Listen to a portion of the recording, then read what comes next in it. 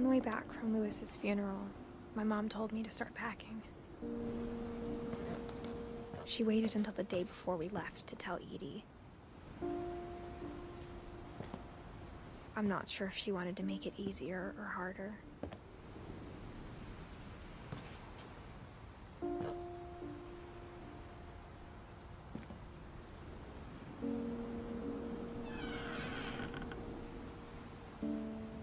I wish we'd stayed.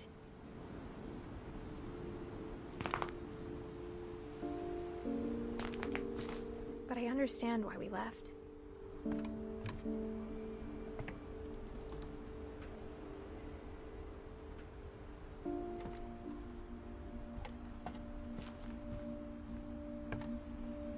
My mom ended up leaving everything behind.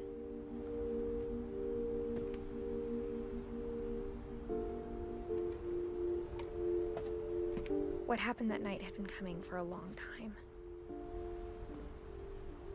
Maybe it should have come sooner.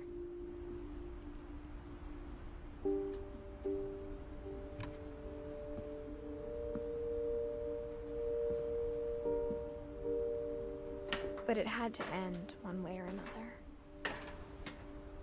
All that's left now is to tell you about that last night.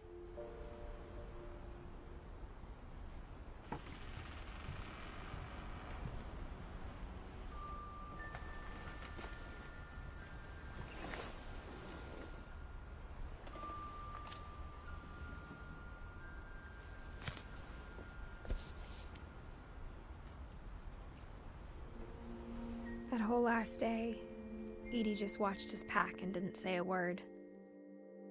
Until supper, when she raised her glass and said, "To our final night together, and all our final nights apart." Grandma, you know what I said about alcohol. Some of your medications are very Edith, specific. I left a present for you in the hallway. Why don't you go open it? The grown-ups have to argue now. I'm sorry, you're right. We're all leaving tomorrow. Let's just enjoy our last... I'm not leaving. Edith, you're excused.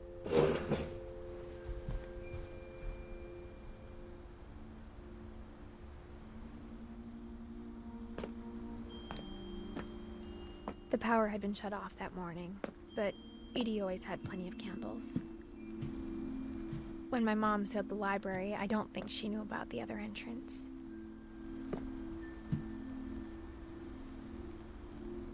Or that Edie had a key to it.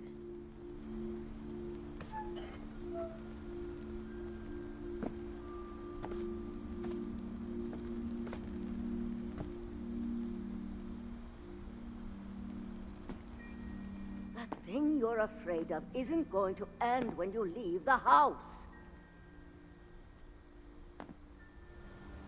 Edith has a right to know these stories. My children are dead because of your stories! I think it's best if Edith and I leave tonight.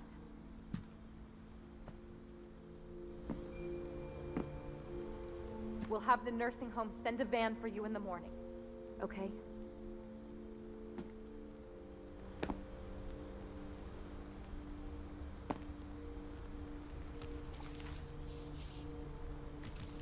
Dear Edith, there's so many stories I wish I could tell you, but there's only time for one. This is about what happened on the night you were born. That night, the tide went way, way out.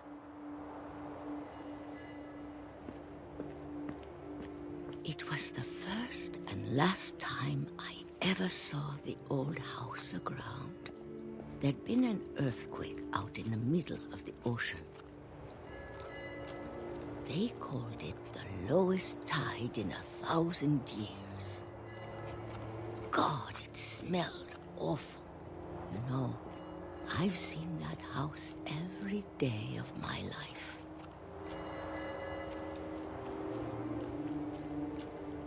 But I never thought I'd go back to it. When the fog rolled in, I lost my way.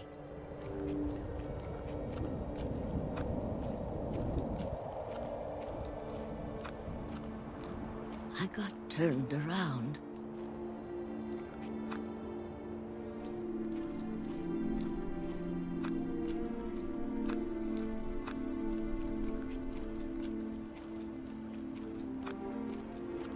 For a while, I wandered.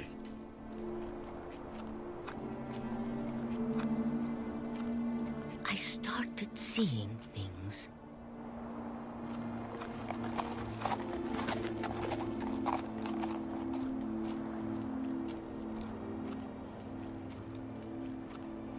Things I'd forgotten had ever existed.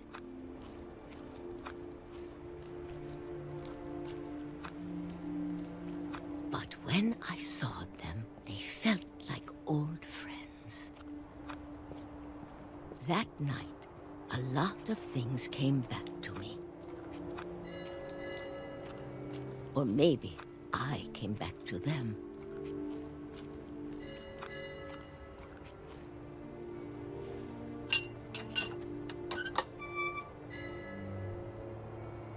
Things I can't explain, but that I need you to try and... Edith, what are you doing in here?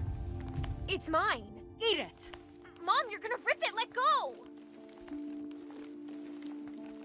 I kicked and screamed, but Mom dragged me to the car.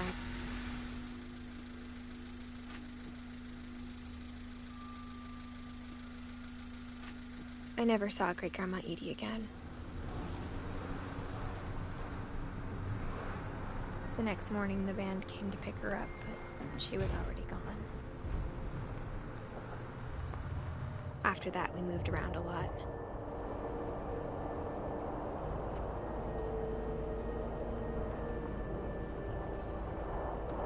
We both tried to make the best of it.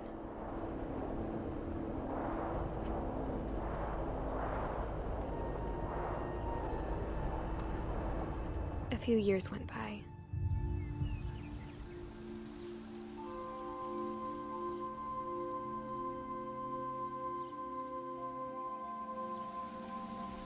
My mom didn't like to talk about it, but she started getting sick a lot. The rest happened pretty quickly.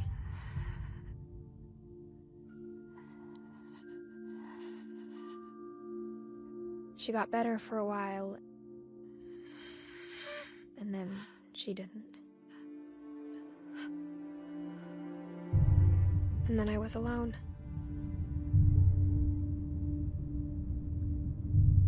The last Finch left alive.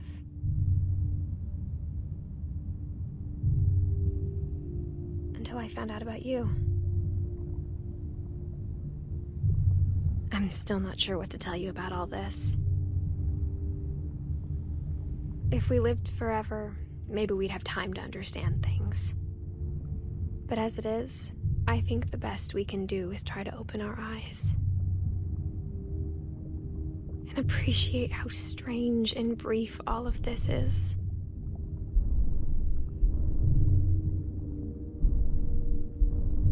This journal was supposed to be for you. But now I hope you'll never see it.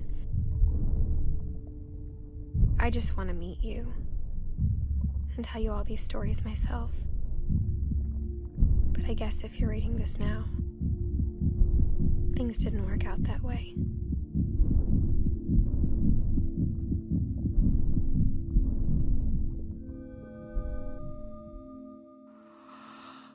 This is where your story begins. I'm sorry I won't be there to see it. It's a lot to ask, but I don't want you to be sad that I'm gone. I want you to be amazed that any of us ever had a chance to be here at all. Good luck.